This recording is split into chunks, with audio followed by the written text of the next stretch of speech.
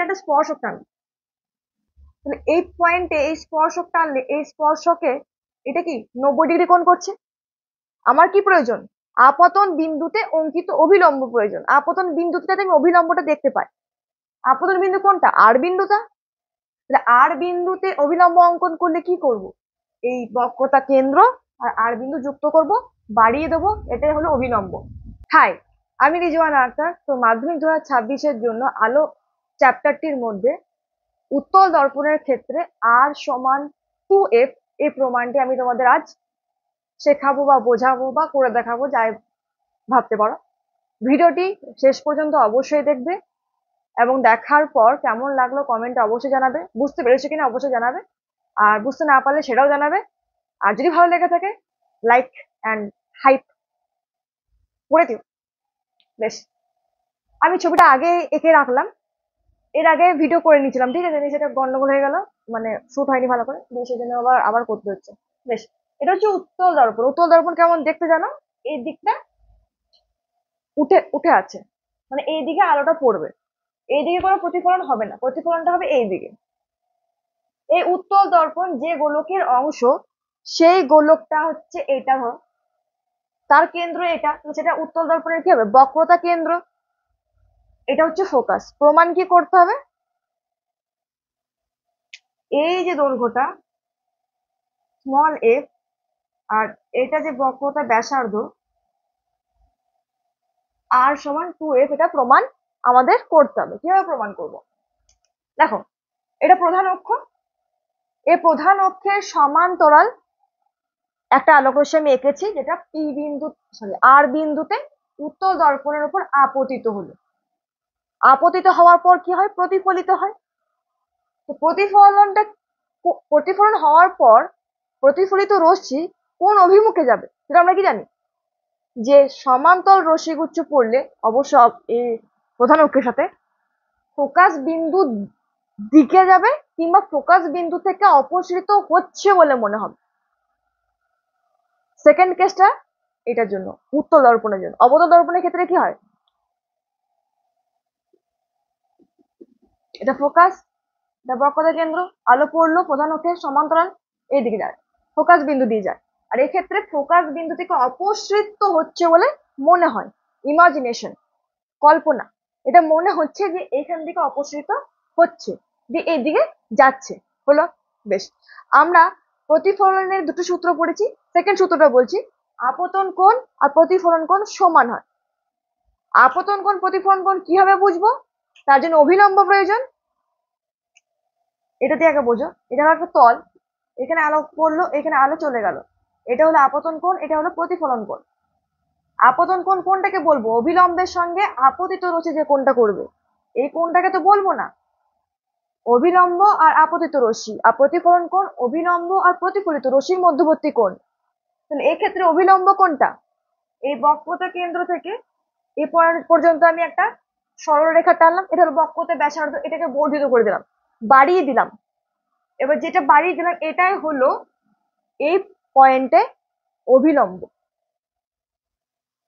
বুঝতে পারছি? এবার এটা অভিলম্ব কেন? দেখো, এখানে একটা স্পর্শক টানবে,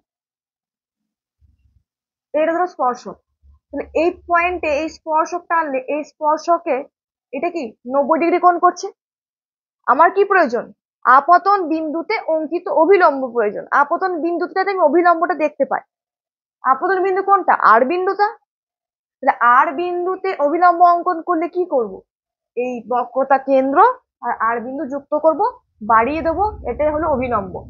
তাহলে অভিলম্বের সঙ্গে আপতিত রশ্মি যে কোণটা করবে তাকে বলবো আপতন কোণ, আই।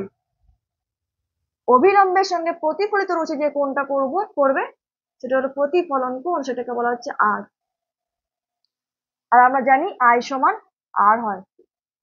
জাস্ট বোঝাচ্ছি, তারপর নিজের ভাষাতে তোমরা লিখবে। বেশ, এবার এবার দেখো, এই আরটার বিপ্রতীপ কোণ কোনটা? এই কোণটা, কোণ টি আর এন, এর বিপ্রতীপ কোণ কোনটা? এটা। কোনটা? এটা। তাহলে এই কোণটার মান কত হবে? আর। বুঝতে পারলে বিপ্রতীপ কোণ কোনটা কেন? এই দিকটা বাড়িয়েছি, এটা বাড়িয়েছি, ক্রস একটা হচ্ছে, মানে এটা এটা সমান। বেশ, এবার এই আই এর বিপরীত কোণ কোনটা? এটা আর এটা মাঝখানের অ্যাঙ্গেল। তাহলে এইটাকে বাড়িয়ে দাও। এই আপতিত রশ্মি এখানে পড়েছিল তার বিন্দুতে, আমি এটাকে বাড়ালাম। কেন বাড়ালাম? এর বিপরীত কোণ খোঁজার জন্য, যাতে সমান করি। বাড়িয়ে দিলাম। আর এটা তো আমরা জানি এটা অভিলম্ব, তাহলে এই কোণটা হবে আই। এতদূর বোঝা গেল? প্রথমে কোণগুলো এঁকে নিলাম, তারপর বিপরীত কোণ খুঁজলাম। কাদের কাদের? আপতন কোণ আর প্রতিফলন কোণের বিপরীত কোণ খুঁজে নিলাম। সেকেন্ড কাজ কমপ্লিট। এবার আমরা কি করব? এবার এই ত্রিভুজটাকে আমি লক্ষ্য করব। তোমরা বলো ত্রিভুজ কেন লক্ষ্য করবে? কারণ একটা ত্রিভুজ তৈরি হয়েছে, বাস সেই জন্য আমাকে লক্ষ্য করতে হবে, যার একটা কোণ স্মল আর হলো। তাহলে এইবার দেখো এইটা, এই যে জেড তৈরি হয়েছে, দেখো কিউ কিউ আর সি, এই কোণটা আই কোণ। আবার আর সি পি, এটা একটা জেড তৈরি হয়েছে। ভালো করে আমার মার্কারটা দিকে দেখো, এটা এখানে থামলো, এইও জেড তৈরি হলো। তাহলে এই কোণটা একান্তর কোণ সমান এই কোণটা আর এই কোণটা। বুঝতে পারলাম? এবার আই সমান আর, তাহলে এটা আর এটাও সমান। আই আর সমান, আবার এটা আই এটা আর, তার মানে এই যেটা ত্রিভুজ, এই ত্রিভুজের এই কোণটা আর এই কোণটা সমান। তাহলে দুটো কোণ সমান, দুটো কোণের বিপরীত বাহু দুটো একে অপরের সাথে সমান হবে। তাহলে এর বিপরীত বাহু কোনটা এই ত্রিভুজের ক্ষেত্রে? ত্রিভুজ আর সি এফ। এই আর আর সি এফ ত্রিভুজের ক্ষেত্রে আই কোণের বিপরীত বাহু হচ্ছে আর এফ, আর কোণের বিপরীত বাহু হচ্ছে সি এফ, যেটা সমান হবে। সমান কেন হলো? কারণ আই সমান আর, আর এদের বিপরীত বাহু এটা, তাই আর এফ সমান সি এফ এলো। বোঝানো বুঝতে পারলে? বেশ, তাহলে এই দুটো বাহু সমান হলো। ডান। এইবার আমরা জানি এই অবতল দর্পণটা, আমি যে ছবিটা এঁকেছি এতটা ভাগ করে, এত এতটা দূরত্ব হয় না। উপাক্ষ রশ্মি মানে বোঝো, এই যে প্রধান অক্ষ এর খুব কাছে, মানে এই পি বিন্দুটার খুব কাছে এসে ধরো পড়লো এটা, মানে এটা এইখানে পড়ছে। আমি ছবিটা বোঝানোর জন্য এটা এঁকেছি। উপাক্ষ রশ্মি, উপাক্ষ রশ্মি সাধারণত তোমরা জানো সংজ্ঞাটা। তাহলে এই আর পয়েন্টটা পি পয়েন্টটা খুব কাছে, আর পি খুব কাছে অবস্থিত। তাহলে এটা যে খুব কাছে অবস্থিত, দেখো তুমি লক্ষ্য করো, এটা ধরো পি, এটা ধরো আর, তাহলে এইখান থেকে এই দূরত্ব যা হবে এইখান থেকে এই দূরত্ব তাই হবে। খুব কাছে তো, তার মানে এফ পি, এখান থেকে আমরা কি লিখতে পারি? এফ পি এই দূরত্বটা আর এফ আর দুটো সমান, বা আর এফ দুটো সমান। আর এফ এবং পি এফ, আর এফ এবং পি এফ দুটোই সমান। যেহেতু ছবি ছবি দেখে বোঝো না, মানে ইলিউশন বলে এগুলো একটা, আমি বোঝানোর জন্য জাস্ট বলেছি, এঁকেছি যাতে একটু বড় করে আঁকলে তোমাদের ক্লিয়ার হয়। এই আর বিন্দুটা খুব কাছে, মানে এই আপতিত রশ্মিটা অভিলম্বের, এই সরি প্রধান অক্ষের খুব কাছে এসে এখানে পড়ছে, প্রধান অক্ষের সমান্তরাল হয়ে খুব কাছে এসে এখানে পড়ছে, সেখানে বলে উপাক্ষের রশ্মি। তাহলে এটা এখানে, তাহলে পি আর আর কাছে, তাহলে এটা আর এটা সমান হবে, P F R R F. এবার এই 1 নাম্বার আর 2 নাম্বার ইকুয়েশন থেকে আমি কি পাচ্ছি? আর এফ সমান সি এফ সমান পি এফ। এবার পি এফ এর ভ্যালু কোনটা? স্মল এফ সমান স্মল এফ, মানে ফোকাস দৈর্ঘ্য। আর এটা সিপিটা কি? সিপি হচ্ছে বক্রতার ব্যাসার্ধ।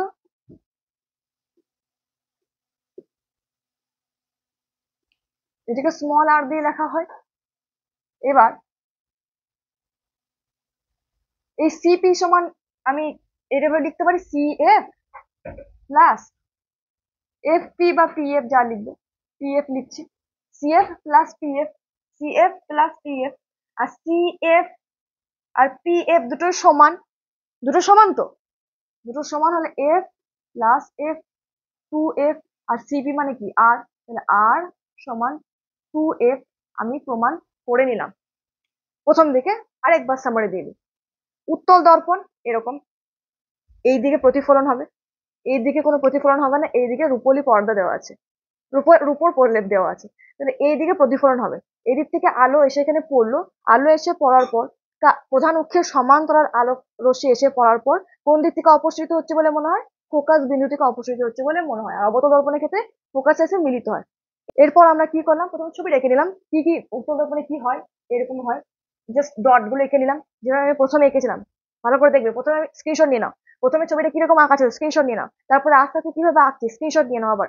এভাবে ধাপে ধাপে স্ক্রিনশট নিয়ে নাও, তারপর স্টেপ ওয়াইজ তুমি লেখো এই স্টেপে ম্যাম এই করেছেন বা দিদি এরকম করেছেন, এই স্টেপে এরকম করেছেন, এভাবে করো।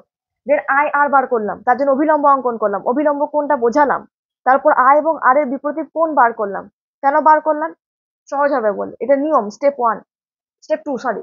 বিপরীত কোণ বার করার পর আমরা দেখলাম যেখানে একটা জেড তৈরি হয়েছে, সেই জেডে একান্তর কোণ ওয়াইজ এটা এবং এটা সমান হবে, এবং সেই ত্রিভুজ আই এবং আর হলো, যেখানে আমরা জানি প্রতিফলন সূত্র অনুযায়ী এখানে আই আর সমান, তাহলে এখানেও আই আর সমান। আর দুটো কোণের বিপরীত বাহুগুলো সমান হবে, তাহলে এই বাহুটা এই বাহুটা সমান হবে, তাহলে এই বাহুটা যার মান হবে এই বাহুটা তার মান হবে। হলো। তারপর বললাম উপাক্ষীয় রশ্মির কনসেপ্টটা, যে এই পয়েন্ট পি পয়েন্টটা আর পয়েন্টটা খুব কাছাকাছি অবস্থান করছে, F P F R R F একেবারে সমান। আবার পি এফ সি এফ সমান, sorry, R F C F সমান হয়েছিল, তাহলে R F C F P F সব সমান। এটা যদি স্মল এফ হয় তাহলে এটাও স্মল এফ, মানে এই পুরোটা আছে আর, তাহলে আর সমান 2f, আমার প্রমাণ হয়ে গেল। এবার বইটা একটু পড়ে নেবে, আশা করবো এবার ধাপে ধাপে স্টেপ ওয়াইজ তোমরা এটা ভালোভাবে লিখতে পারবে। অবতল দর্পণের ক্ষেত্রে তোমরা সহজ এটা জানো, উত্তল দর্পণের ক্ষেত্রটা সবারই কনফিউশন থাকে, তাই আমি শিখিয়ে দিলাম। তো ছোট্ট ছোট ভিডিও দিচ্ছি, আশা করবো তোমাদের সাহায্য হবে। আজকের মতো এই পর্যন্ত থাক, দেখা হচ্ছে আবার পরের ভিডিওতে। টাটা।